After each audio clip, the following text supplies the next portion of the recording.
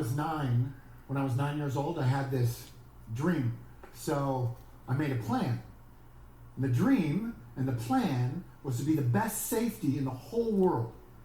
Safety is a position in football, for American football, for those of you who don't know. So I had this plan, I drew up this plan to be the best safety in the whole world, and I had 20 years to do it. I brought that plan with me today. I'm going to show it to you. Some kids just reminded me the other day that this plan is now 46 years old. So I felt really good about that.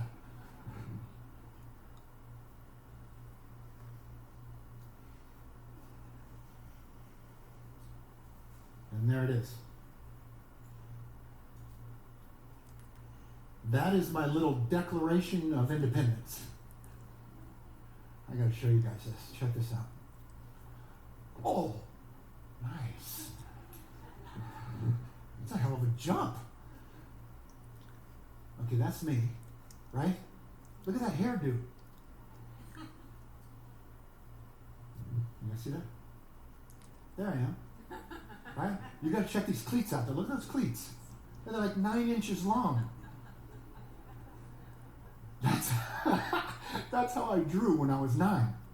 So that is the 20-year plan to become the best safety in the whole world. Now, if you wanted to be the best safety in the whole world, there's one thing you got to do better than anyone else in the whole world.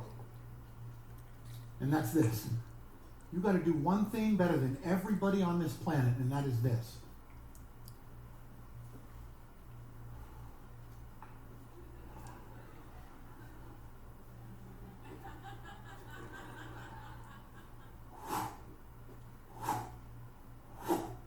You got to be able to run backwards faster than the fastest man in the world runs forward.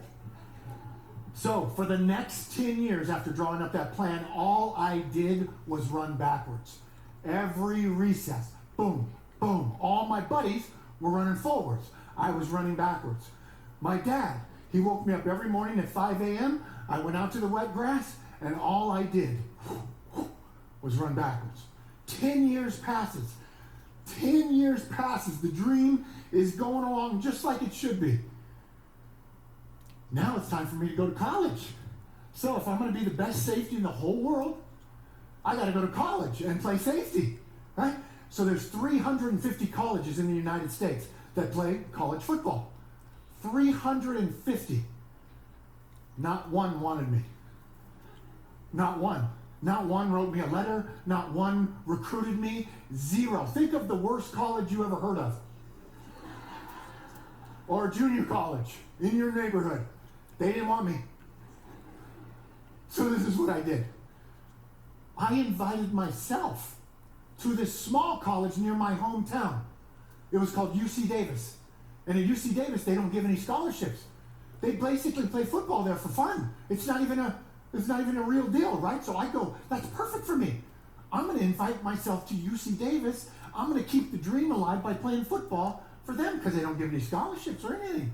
Anybody could play there. So I go to UC Davis. And the first day at UC Davis, I get in this line. And the line is like this with 100 guys in this line. And I'm right in the middle of the line. And at the front of this line is a window that is cut out of the wall. On the other side of this window are 2 equipment managers named Sid and Beasley. And these are the 2 meanest dudes I ever met. They had tattoos way before it was cool to have tattoos. And they hated freshmen, especially if you weighed 145 pounds. So I'm in this line with 100 other guys, and by the time I get to the front, I say this to Sid and Beasley. Hi, I'm Bo, and I'm a freshman. And I would like to play on the UC Davis football team. To my shock, Sid and Beasley gave me a practice uniform and a combination to a locker. So I went over to the locker and I opened it up. I hung up my civilian clothes. I put on this practice uniform and I ran out to practice. And I practiced for 2 hours with the UC Davis football team.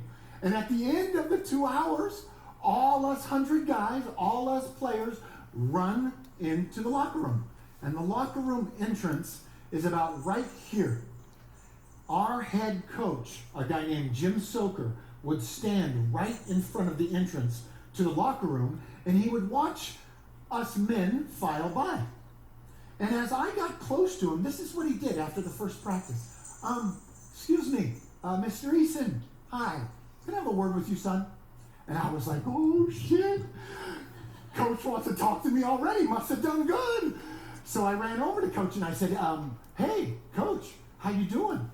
And Coach said, I'm doing pretty good. However, you, not so good.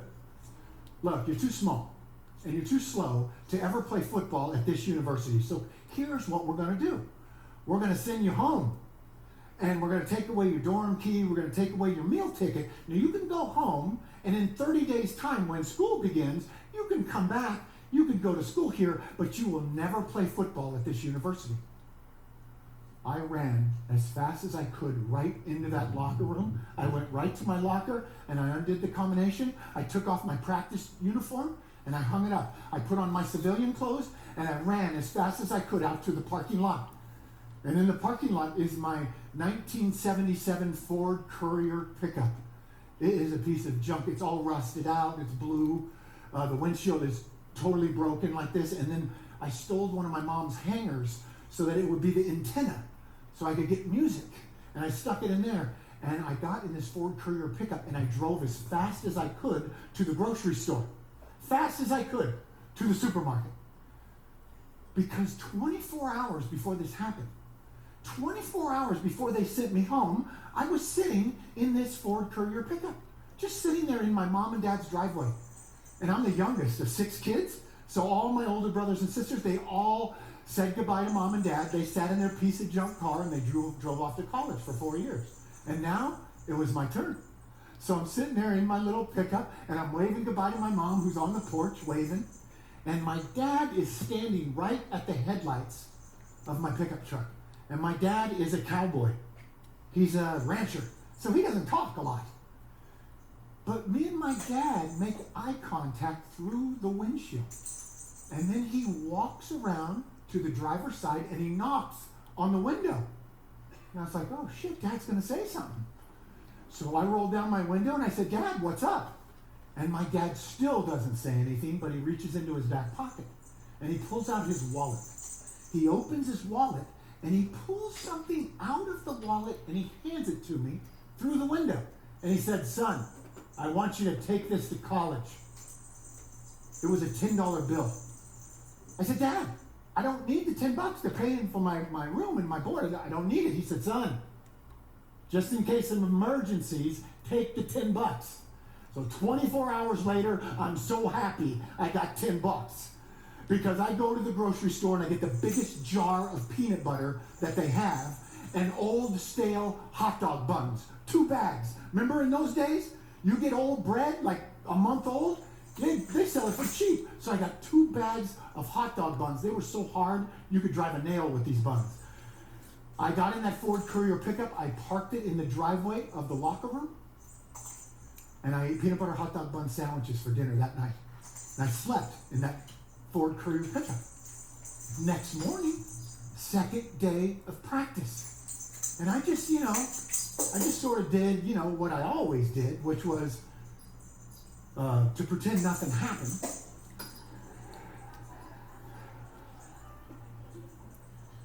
And I snuck into the locker room. And as I was making my way over to my locker, I looked up at that window and Sid and Beasley were right there and they were looking at me like this. And I snuck by them. I got all the way over to my locker. I opened it. It was empty. There was no practice uniform in my locker. So I went back to Sid and Beasley. I said, Sid, Beasley, you guys, guess what? I'm Bo, that freshman from yesterday. Yeah, guess what, you guys? There's been a mistake. Yeah, there's no practice uniform in my locker. And Sid and Beasley go, yeah, there's no practice uniform in your locker because you're not on the team. We sent you home yesterday, took away your dorm key, took away your meal ticket, so get. But I can't get, see, because I got this I have this dream, huh? And I got a plan, and the dream and the plan is for me to be the best safety in the whole world. And I only got a few more years to do it, so could you just give me, like a practice uniform? Sid Beasley, tough, man, tough. But Beasley had this soft underbelly. And he said this to me, freshman, you wait right there. And he walks to the back of the equipment room and he grabs something off the wall, like a hunk of cloth, something off the wall. And he walks back over to the window and he throws this hunk of cloth at me. And it's an old uniform, practice uniform, that doesn't match the rest of the team. It's a different shade of blue up here. The pants are a different shade of gold. There's no stripes. And they gave me this big-ass helmet that was so big. It's called a suspension helmet. They don't make them anymore. But the padding inside is actually rope. Rope is the cushion inside. So they gave me this big old helmet, like this big, so I couldn't see. Like every other step, the helmet come down over my eyes, like that. But I didn't care. I took this old unmatching uniform and helmet. I went back over to my locker. I opened it up, took off my civilian clothes, hung them up, put on this practice uniform, and I'm out at practice again, just trying to blend in, but I don't match. 100 guys out there. It's hot. We're training. I'm taking every rep. I'm working as hard as I can. And nobody says anything to me for 2 hours. But I just keep practicing. 30 days goes by. Every day I sleep in that Ford Courier pickup. I eat peanut butter hot dog bun sandwiches for breakfast, lunch, and dinner. And I go out to practice every day. And no one says anything to me. But everyone, now and again, I could see a coach going over to our head coach, Jim Soker, and going like this. Coach, can I have a question? Why is that goofy freshman still here with the uniform and the helmet and all that? But nobody said anything to me, so I just kept going. 30 days goes by. Now it is time for our first game, and our first game is tonight. And my mom and dad are driving 3 hours to come see me play. So, on game night, I just kind of did, what I always did, which was to pretend that nothing happened.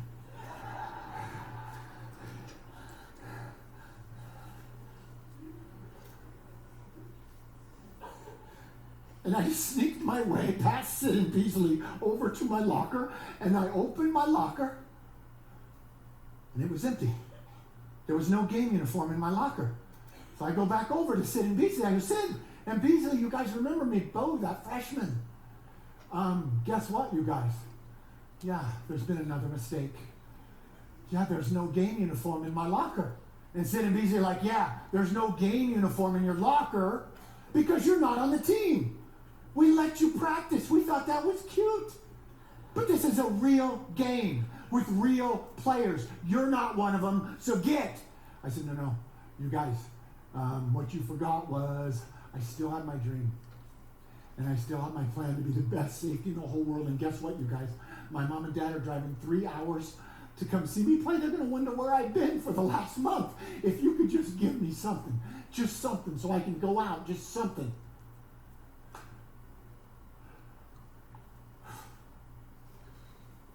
These guys are tough, man. But Beasley, that soft underbelly, but he's pissed.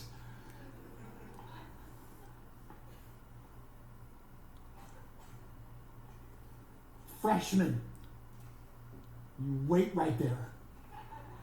And he walks to the back of the equipment room again. He grabs another hunk of something off the clock, off the wall, returns to the window, throws it at me, and he says, here's the deal, freshman. You're going to put that uniform on. Again, this thing doesn't match. It's a totally different colored uniform. He goes, this is what you're going to do, freshman. You're going to put on that unmatching uniform. Then this is what you're going to do. You're going to run out with 100 guys with the lights on and the marching band, and you're going to be on the sideline. You are going to run to this little spot on the very end of the bench, and you are going to sit in that spot the whole game. If you move, or if the coaches or you get in the way of the real players, we will lose our jobs. Do you understand, freshmen? I said, I'll do it. I'll do it. So they gave me this unmatching game uniform. I went to my locker, I opened, I took off my civilian clothes, put on an unmatching game uniform, and I run out with the varsity. Game night, lights on, marching band. I was running out trying to blend in with 100 other guys. And as I'm running across the field, I look up into the bleachers. And my mom and dad are at the very top of the bleachers like this. Oh, there's our boy playing his first college football game. Little do they know, I'm not even on his team. And I make my way, just like Beasley told me to do, right over to this little spot on the very end of the bench, and I sit there the whole game. The whole game, I just sit there, and all I could do was look up at the scoreboard and at the clock ticking down, lower and lower and lower, until there was 1:34 left in the game. And we're beating this team like 35-0. We're killing this team. I think we're playing like Chico State, somebody like that. We're killing them, right? And all I could do was just watch that clock and then look up at my mom and dad. And I thought one thing. I got to get in this game somehow. So it was time for us to kick the ball off, right? UC Davis is going to kick the ball deep to their return man, right? The kickoff team at UC Davis, that was the best special team to be on. Everybody wanted to be on that kickoff team. In fact, our best player, the captain of our team, a guy named Daryl Goss, he was on the kickoff team. And Daryl Goss got the kickoff team to huddle right here. All right, kickoff team, hey, bring it in. Hey, you guys, listen up, bring it in, kickoff, get ready. I was sitting 10 yards behind Daryl Goss, just staring at the back of his uniform. Because the number on Daryl Goss's uniform was number 2. That's the same number they gave me. They gave me a duplicate, unmatching jersey of our captain and our best player, Daryl Goss.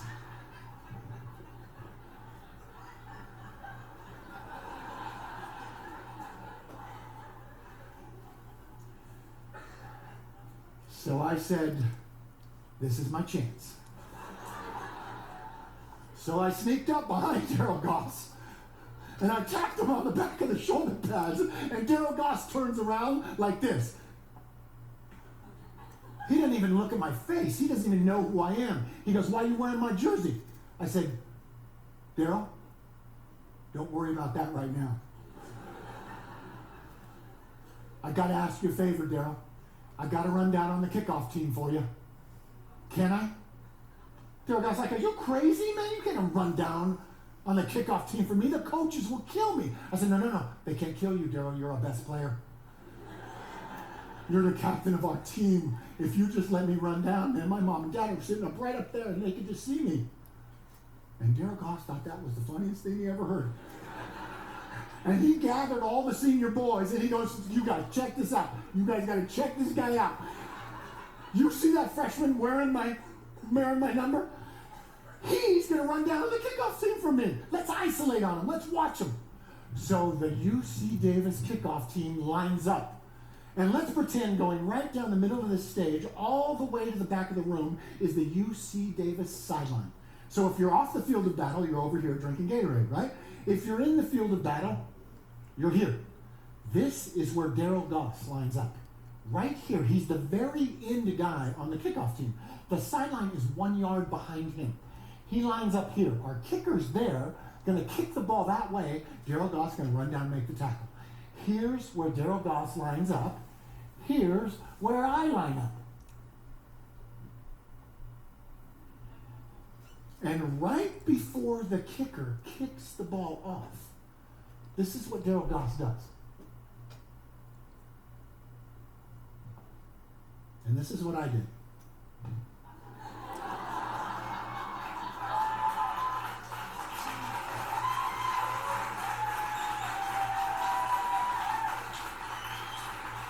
And now the number twos have traded places.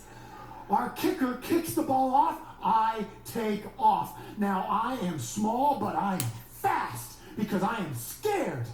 And I'm running down that field as fast as I can. Now, if you are the first person down on the kickoff team, you are met with what is called the wedge. And the wedge is the 4 biggest players on the opposing team. And this is what the wedge's job is. They interlock arms like this, 4 of them straight across, as if they're getting married. 275 pounds each, these guys. They lock arms like this, they run full speed to create a wedge. If you are the first person on the UC Davis kickoff team to get down there, your job is to become a wedge buster. And a wedge buster's job is to go full speed into the wedge and knock them all down like bowling pins so that your friends can now make the tackle. And so I'm running down, and I look around, and I'm the first one down, of course. And I knew my job, and all my whole life just passed before my eyes.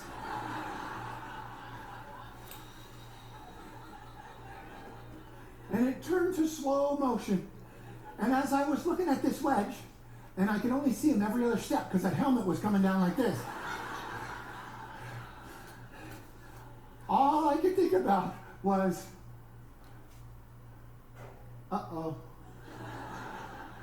this is really going to hurt. And as I got to the wedge, instead of busting the wedge, this is what I did.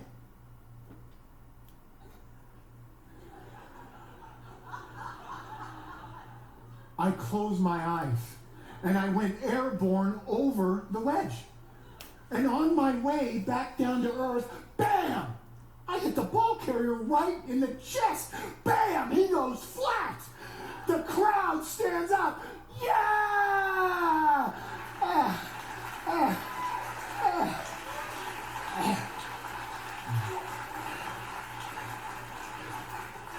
And I stand up. Yeah! And over the loudspeaker, I hear this.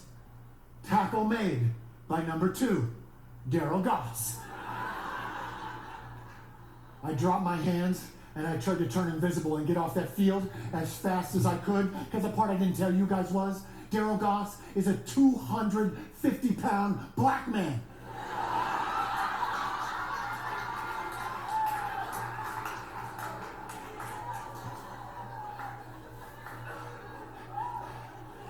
And as I was making my way back to the little spot where Beasley told me to sit, I looked back over my shoulder. And our head coach, Jim Soker, the guy who sent me home 30 days ago, was standing on the sideline like this. And standing right next to him is the real Daryl Goss. And he's standing like this.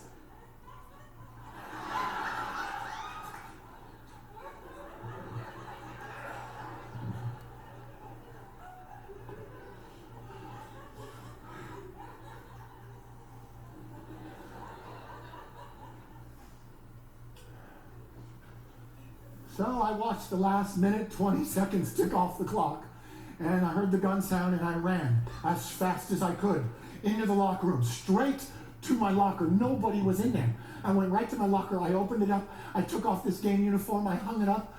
I put on my civilian clothes. I didn't even shower. And then I ran right out to the parking lot, and I got in my Ford Courier pickup. And I had peanut butter hot dog bun sandwiches to celebrate. And that whole weekend, man, I was dying. I was thinking, this is it. I'm out of here. They're going to kick me out now. Sid Beasley, you're probably going to get fired. Daryl Goss, he's not going to get to be the captain anymore. I'm out of here. Then Monday morning came around. Practice. So I just,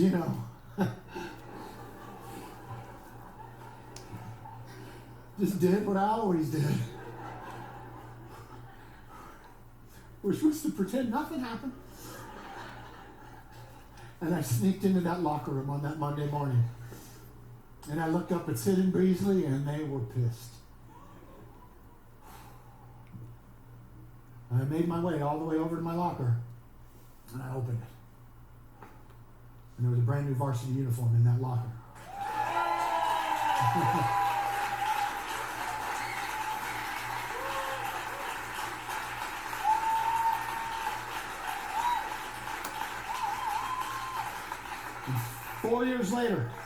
4 years later, I was the first safety chosen in the 1984 NFL draft. Yeah. People always ask, they go, well, how could that be? How could you be the worst player in the history of America that 350 colleges do not want, and then 4 years later, be the best player in the world at a position? And I said, it can happen because what's invisible to you is this.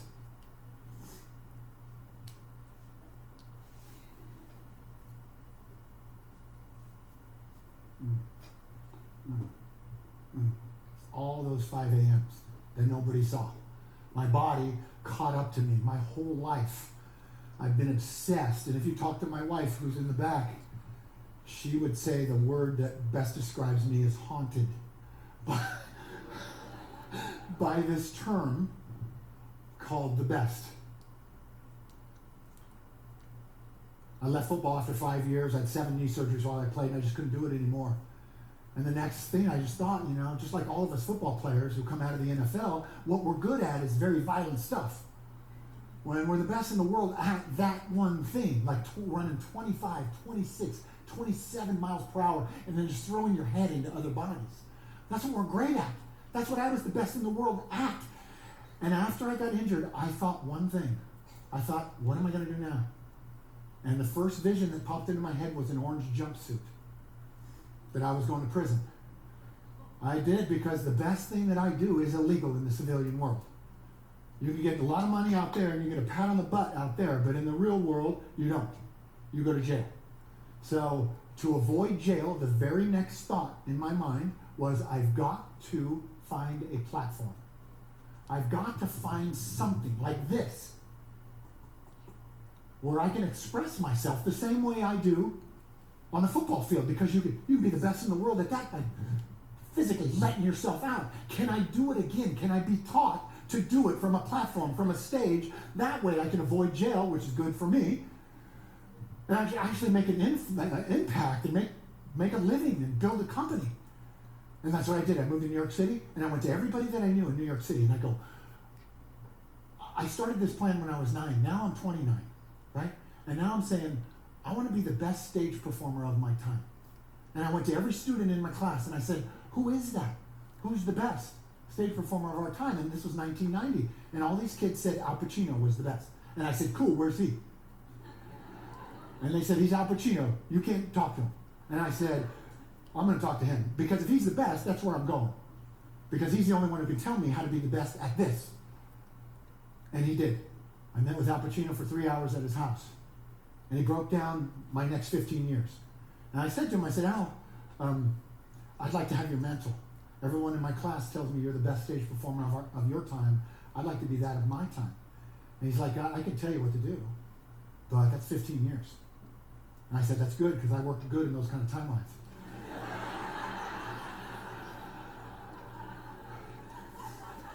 And he broke down my next 15 years, basically. He broke it down on a piece of paper, and I just recreated another 20-year plan, with one thing being the same: the best.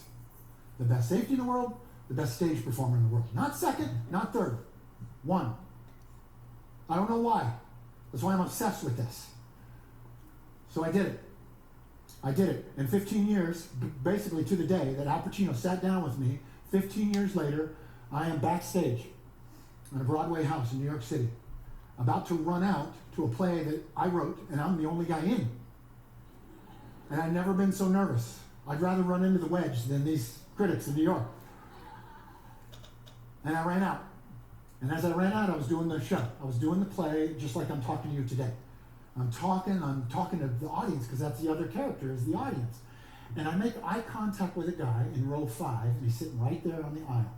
It was Al Pacino. Now, I hadn't seen him in 15 years other than movies and stuff, but I never talked to him. And he was sitting right there. And this is all he did. I'm making eye contact with Al Pacino going like this. I'm trying to remember my lines, and I'm going, shit, that's Al Pacino. And then I'm thinking about like The Godfather, I'm thinking about running through all his movies. And I'm looking at him, he's looking at me, and he's got his arms crossed like this as he's watching me on stage like this. And he's got his lips pursed like this. And this is all he did.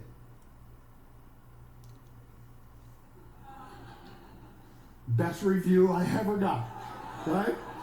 Best review. I just did everything that he told me to do. I am haunted by this idea of being the best because I think it is natural for us to be the best. Does anyone got a problem with that? Because sometimes I talk to audiences and somebody will go, well, no, I'm not supposed to be the best. And I would just argue it this way.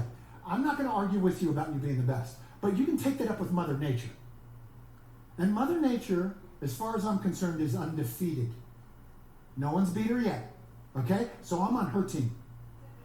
And she says, I'm the best, and she says, you're the best, and she says, you're the best, because the first race you ever entered was on the day of your conception, and on that day, who remembers that day? You remember it? Some people do. Some people go, yeah, I remember that day. And then some people are like, I don't even want to think about that day.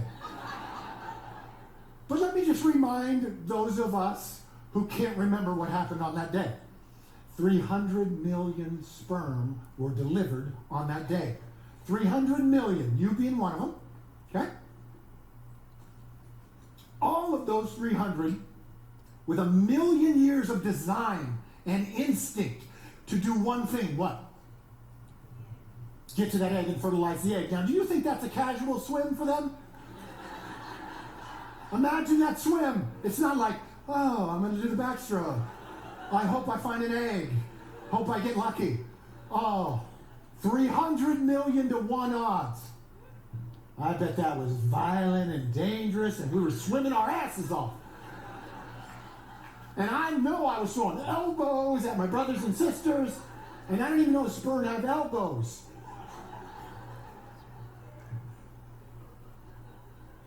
So, you tell me, who won the first race you ever entered? 300 million to 1 odds. You. So the rest of your life, once you're born, you're going to start trying to prove that you're not the best? Take it up with Mother Nature. We are the best. It is our responsibility, and it's who we are. Okay? There's one thing on this journey that I've been taking, attempting to trying to be the best. And I'm just using myself as a guinea pig. And I use my kids as guinea pigs. They're great guinea pigs. Kids, go, no, your job is to be the best in the world at whatever you want, whatever you're choosing. That's it. And that's our whole commitment is to that. My whole family's like that. The people that work with me, that's what they do, right? So that's how it goes. And so I'm going to teach you right now 3 critical things that you've got to have to be the best. Okay? Everybody got it? Here we go. Story. Number 1, you got to know your story. And that story has got to be personal, not distance from you. It's not a story like, well, my cousin had this happen to them. It's not like that. It is the more personal your story, the more effect you have. The more personal your story, the more universality that you have. Now, I'll give you a quick example. My dad, remember I told you? I'll give you a quick example of personal equals universal. My dad was a rancher, right? So he roped cattle when I was a little kid. I'd watch him do it. And one day I was watching my dad rope cattle, and he came up on this steer. It's a 1,000-pound steer. And he ropes the steer, and steers don't like it when they're roped. So they run the opposite direction. The cowboy, my dad in this case, jumps off the horse and has to hold that steer down. Meaning, hold that rope in his hand, and it just slides through the cowboy's hand so fast as 1,000-pound steers run the other way. Well, my dad's hands, that day, I saw his hands, smoke come off his hands as the rope slid through. Now, when we would go swimming, me and my brothers and sisters, in the summer, my dad would get in the pool with us with blue jeans on. And he would pick us up by our bare bellies and throw us across the pool. Every time he picked us up, we would scream, "Ah, Dad, put me down," with those hands. Because his hands were nothing but scar tissue. So that takes me 40 seconds to tell you that story about my dad's hands. Personal equals universal. When I speak of my dad's hands, you don't think of my dad's hands. You think of your dad's hands. The more personal your story, the more effect you have here. Number one, you've got to know your story. You got to be personal. Number two, most critical step is physicality. Do you guys know that we're predators? You know the human beings are predators? You would never know that this day if you watch the media, right? Because they only assign that moniker to the worst of our society, don't they? We're predators. We are the most dangerous, lethal predators on the planet. Right? Right? Great white sharks, killer whales, cheetahs, lions, leopards, falcons. We're more dangerous, more lethal. Stop apologizing for it. Well, our whole world has been apologizing for being a predator. So we're walking around like this. Physicality in your storytelling. Physicality to be the best. We're walking around apologetically like this. This is how our world works. Covering every powerful thing we got on us, we're trying to cover. Our heart, here, covering everything. Apologizing. Predators never do that. I was trained by the greatest movement coach in the world, a guy named Jean-Louis Rodrigue. You guys know Jean-Louis? Yeah. He works with the biggest movie stars in the world because their lifeblood is based on their physicality, not what they say. Physicality. Predator movement. There's a tribe in Africa called the Nuba tribe. The Nuba tribe is known to never be eaten by the predator cats that they live among. Yet all the other tribes are being eaten and attacked by predator cats, but not the Nuba tribe. Why? So Jean-Louis my teacher goes and lives with the Nuba tribe. And he takes videos and he takes pictures of how the Nuba tribe move. And they move exactly like I move. They are the predator. They don't apologize for it. So imagine all these cats are all around them. And the Nuba tribe moves through the jungle like this. And the cats are sitting there, just like our predators, just like our criminals in this society where we live. They're sitting there waiting for an easy meal. And the Nuba tribe will not give it to them because they're unapologetic. This is the men and this is the women. And this is how they move, like we're supposed to move. This is how we move. Nobody will mess with you. Nobody. At the end of Jean-Louis with the tribe, he goes to the chief and he goes, "Chief, you've got to be kidding me. You telling me nobody from the Nuba tribe's ever been eaten by these predators, cats?" And he goes, "No, that's not true. We had some men eaten." And Jean-Louis said, "Why? When?" And the chief said, "When the men get drunk, they get eaten." So imagine these guys, these tribes moving through the jungle. They have cats all around, waiting. Don't touch them. They go down to the local, drop their guard. It's that subtle. Bam, dead. Dead. No different than our society. Your story, your quest to be the best has got to be physical. In a world that has reduced itself to like communicating like so tiny that our bodies just can't do it. We can't fit into it. And that's the reason we're so messed up. We start crossing boundaries. We start doing goofy stuff with our bodies because it's not expressive. We don't let this sucker out to hunt.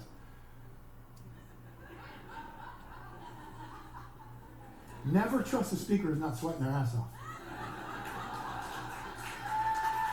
Yeah. Which gets me to my next point. This is the thing.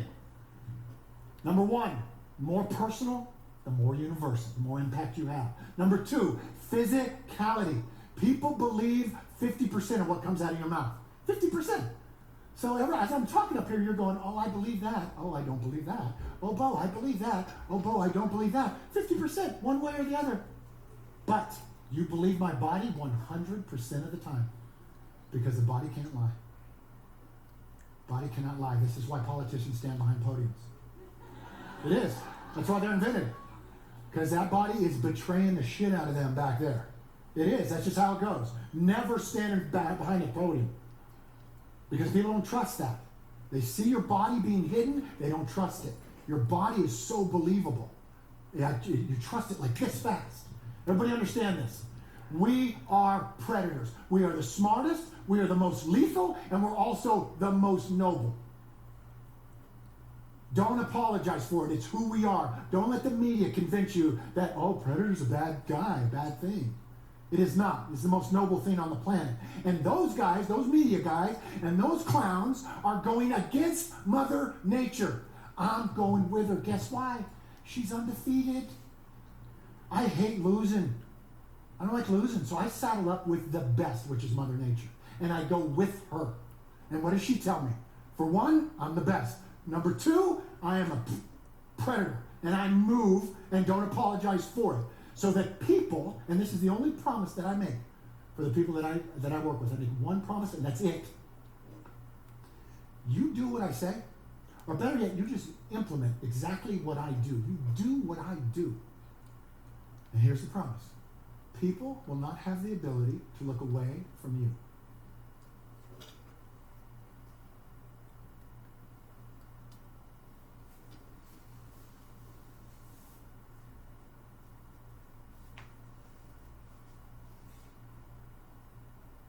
And we can do this all day.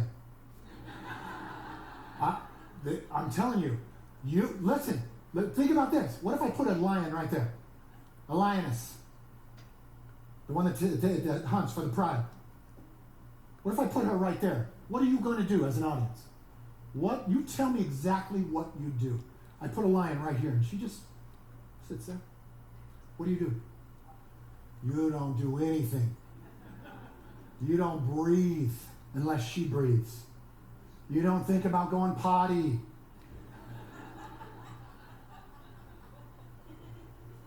You're not like, I wonder if I should call my spouse and check in. No. You have to be a predator on stage. All of you have a quest. All of you have a quest. Who do you think is going to help you build that thing? Everyone else. You're not going to build it alone. Everyone else is going to help you build that thing. How are they going to build it for you? They got to have a predator in front of them. Because if somebody's apologetic up here, and I'm up here saying, hey, I'm Bo and I'm real strong. I'm a powerful guy. But that's what we do in front of people. We just sit up there and we just go, I'm not as powerful as you might think. I don't want to scare anybody, so I'm just going to be half the man or half the woman that I'm meant to be. So I'll just try to fit in at Starbucks like this. But when a predator walks into Starbucks, what happens at Starbucks? When I walk into Starbucks, it goes like this. I walk in, the door opens, no one's seeing me. This is what the line does. And they can't see me, the line's like this. This is what they do. Oh, hey, you want to go? They feel it. Your audience feels it. This is a learned thing. I was an athlete. I didn't know this. I didn't know this could be taught. This is a learned thing, who you are. Remembering who you are at the most basic level. You can't take your eyes off of it, no different than the lioness right here. Because there is danger in the room. But you don't feel scared, do you? Anybody feel scared? No. Why don't you feel scared? Yeah, you feel safe. You feel safe. Predators provide safety. They're dangerous, just like our Navy SEALs, just like our firefighters. They're dangerous dudes. But they provide safety. Understand? That's what it's about. So, the next time you see, and just think about your own life. Think about and I'll finish up here in just about 5 minutes. Think about the occupations right now that you can't look away from. You can't dismiss them. What are those occupations? Think about that for a second. What are they? What can you never take your eyes off of? dancer at the highest level, Mikhail Baryshnikov. You cannot. I did my show at his theater, and this dude and I would get in the elevator to go up to my dressing room, and he would be going up to his dance studio in New York. And, I thought he was a big old dude, seeing him perform. He's like that big. Mikhail Baryshnikov, the greatest ballet dancer, changed the sport forever, changed the art form forever. He's this big. And he's much older than you think. You can't look away from this dude. Because of all those years of training, you look down at his feet, they're mangled, his feet. He has paid the price. He is a master. You can never look away from a predator like that. Nobody can knock him off. If you saw a Green Beret charging a beachhead with oncoming fire, could you look away from that? Could you go, No, you can't. If you see a firefighter charging into a burning building, a building that you're running out of and they're running into, can you look away from them? Can you go, like you do everybody else? It's impossible to be dismissed if it's life and death. If it's life and death. To me on stage, it'd be life and death. For you to build your quest, that's life and death. Because what happens to you if that quest never happens? What happens to your family? It's life and death to somebody. Everybody understand? The urgency's got to be there, okay? We are predators. This is how we're made. It's so much easier to be this. It's so much easier to be the best than it is to be mediocre. Mediocre, you got to invent a whole kind of language and excuses and point people out. That's our world, man. You just sit over there and point people out. Well, he's lucky, she's good looking. Just be the best. It's easy. Just do it. There's no competition either. But you got it?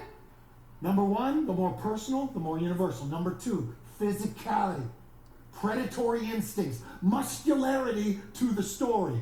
When I tell a story, am I physical? Or am I just like this? I'm going to tell you a story about me going to UC Davis. How long could you listen to that for? You're polite, so you listen for a few minutes. Because you're polite people. I can't stand when I see that. I just want to commit Harry Carey or something. I want to get rid of myself. Because of them. Because they're not pros. See? The third most critical step that you've got to take to be the best storyteller. Generosity. Generosity. Now, I'm not talking about generosity like, hey, I'm really generous, Bo, or hey, Bo, I'm a big tipper. I'm not talking about that. I'm talking about the art of giving all of oneself all of the time. Anyone remember a guy named Jerry Rice? Who remembers Jerry Rice? For those of you who don't remember Jerry Rice, he's known as the greatest football player ever to play the game. Ever. He is so far out in front of the guy in second place, you can't even compare him. He's got 60 more touchdowns than the guy in second place. Do you know how long it takes to score 60 touchdowns in the NFL? If you could stay healthy long enough, you can't do it. I used to play against this dude. It is a nightmare to play against the best player to ever don a uniform. But at the end of my career, I got traded to the San Francisco 49ers. So me and Jerry Rice are on the same team. The greatest player to ever play the game, 100 years. We're on the same team. I said, shit, that's good. I want to see what he does. So we get to training camp. First day of training camp, Rockland, California. 110 degrees outside. I made this little deal with myself when I was like 8. And the deal was this. Wherever practice I had for the rest of my life, whether it was a rehearsal or a tennis practice or football or basketball, whatever it was, I was going to be the first person on that court or on that field. And I was also going to be the last person to leave that field. That was just a contract. I didn't even tell anybody about it. But that was it. And that held true for 20 years. And then I got traded to San Francisco. And I walk out 2 hours before anybody's out there. And I look out at the green field and I'm like, this is my new home. First one out, 20 years straight. And I look right over here and guess who's standing right there? The greatest player in the history of a game. I'm like, how could that be? Why aren't the lesser players out here? Why is the best out here? Yet the rookies are sleeping. So Jerry and Rice and I stood out there for 2 hours getting ready. The rest of the team comes out, and this is a great team. Joe Montana, Roger Craig, Randy Cross, Ronnie Lott, a lot of Hall of Fame players. So they all come out, right? And we start warming up. And this is the warm-up. Joe Montana and Steve Young are our quarterbacks. Joe Montana gets right here, They snap the ball to Joe. This is warm-ups, mind you. And Joe's going to throw these nice little patterns to the wide receivers who are right over here. Jerry Rice is a wide receiver. The first wide receiver does this. Joe snaps the ball. First receiver does this. Comes off the line, half speed, all cool. Breaks off a little slant route. Joe throws the ball. The receiver catches the ball and stops. Walks the ball back to Joe Montana. Gives Joe the ball back in line. Second receiver comes up. This is what he does. All cool, all pro glide. Breaks off a little slant route. Joe throws the ball. Receiver catches the ball. Stops. Walks the ball back to Joe Montana.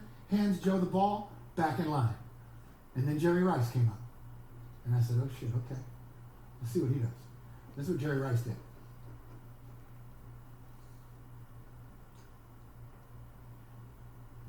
Boom!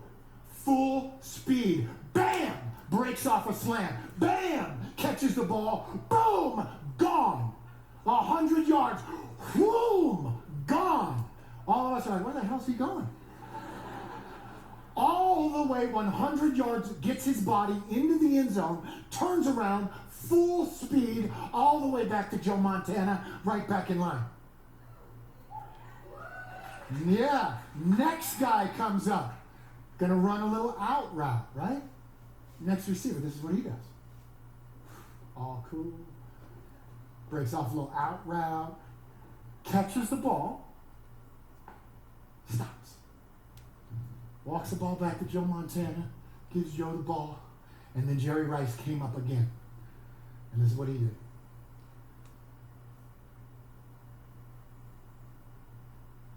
Boom! Full speed. Bam! Breaks it off. Boom! Catches the ball. Bam! He is gone.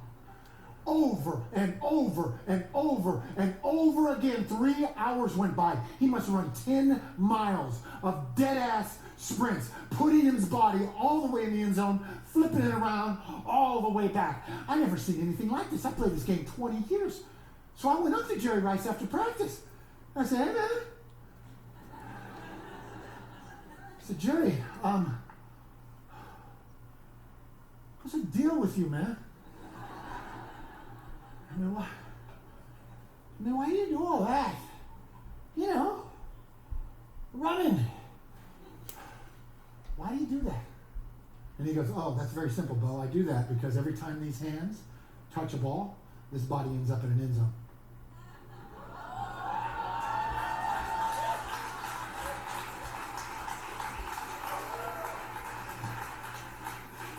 There are no accidents. That guy is so willing to give of himself that I said to him, look, generosity is a dial that you and me get to turn. Generosity is up to us. All those other receivers, they could have turned it up like he did, but they said no. And you know what's funny about that? I can't remember their names. I know my teammates, I can't remember their names. Jerry Rice lives inside my marriage. He lives inside the way I parent. What? What I said? What I said? Check this out. I got asked, I'll close with this. I got asked to marry these two young people, right? And beautiful young people within Santa Barbara. And they came in to me and go, Bo, will you be the preacher man in our wedding? I'm like, I'm not a preacher man. And they said, yeah, we think you are. And I said, okay. So I went on the internet, and apparently I am, because 8 minutes later, I was a preacher man. And so the first wedding that I ever officiated was this beautiful couple in this beautiful church in Santa Barbara. And I never used notes or PowerPoints or anything. But I wanted to be official, right? So I bought this book with leather bound, but there was nothing written in this book. But I wanted to pretend like I was reading something, deep. And so I get in front of the congregation. The first words out of my mouth for the first wedding that I ever officiated was this. When I think of marriage, the first person I think of is Jerry Rice. Every dude in the audience was like high-fiving each other. They're like, yeah, man, this is my kind of wedding. But that's this guy's a football player, right? He's a football player, but he's impacted how much I'm willing to give of myself every day, every department of my life, whether it's parenting or marriage or speaking or leading. You turn that dial all the way up, and then you see who you end up being. Everybody got it? The first critical step is you've got to know that story, and it's got to be here. It can't be like distant from you. It's got to be personal. Second, you've got to physicalize that story. You've got to turn into the predator. And if anybody stands in the way of that story, of your quest, then they have to be eliminated. I mean, they do because, there's a lot of people standing in the way. Got to be eliminated. That's not that hard. They're going to step aside anyway because you're a predator. Watch when you go to the bathroom right now. Watch how you walk. You're like...